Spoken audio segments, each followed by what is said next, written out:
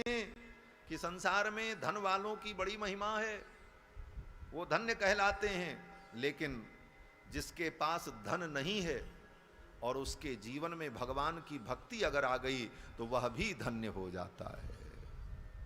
कहते हैं कि सकल भुवन मध्य निर्धनास्तेपि धन्याः, अगर वो निर्धन भी है तो वो धन्य हो सकता है। कैसे? बोले निवसति हृदय येषां श्री हरेर भक्ति रेखा, भगवान की भक्ति जिसके हृदय में हो वो निर्धन होकर के भी धन्य है। तो किसी ने प्रश्न किया, ठीक है हम आपकी बात मान लेते हैं, भगवान की भक्ति उसके जीवन में है इसलिए वो निर्धन होकर के भी धन्य है, लेकिन कौन उसको पूछेगा? पैसे वाले कोई सब पूछते हैं? उस निर्धन के पास कौन जाएगा?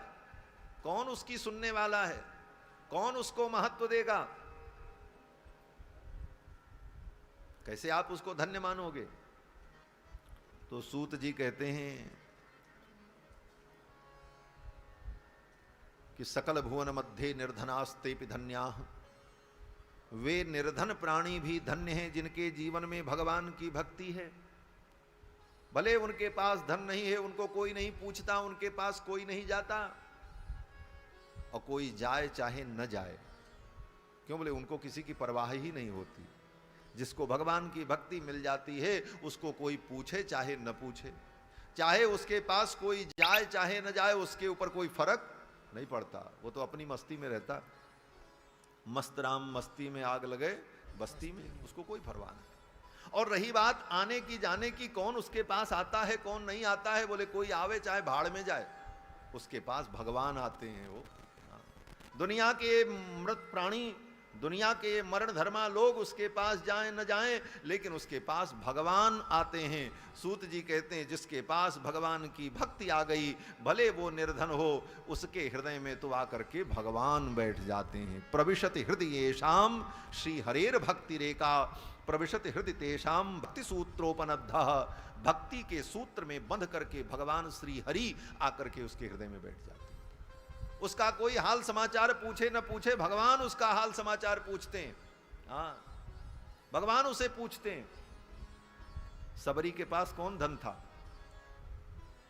सबरी के पास कोई धन नहीं था। सबरी सबर जाति की थी, जंगल में रहती थी, और न कोई उसका कुल था, बहुत उत्तम कुल की भी नहीं थी, लेकिन भगवान की भक्ति उसके हृदय में आ गई।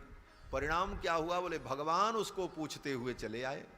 कोई सबरी को पूछे न पूछे, लेकिन सबरी को कौन पूछ रहे हैं? बोले भगवान पूछ रहे हैं। श्री भक्तमाल ग्रंथ की टीका में श्री प्रियादास जी महाराज वर्णन करते हैं कि जब दंडकारण्य में भगवान पधारे तो बड़े बड़े ऋषि मुनि एक दूसरे से पूछ रहे थे भगवान किधर आए हैं, रघुनंदन इस समय कहाँ निवास कर रहे हैं, हम भी उनका दर्शन करना चाहते। लोग रघुनंदन की कुटी का पता पूछ पूछ करके भगवान के पास आ रहे थे, और भगवान बोले भगवान ये पूछ रहे थे सबरी कहाँ रहती है।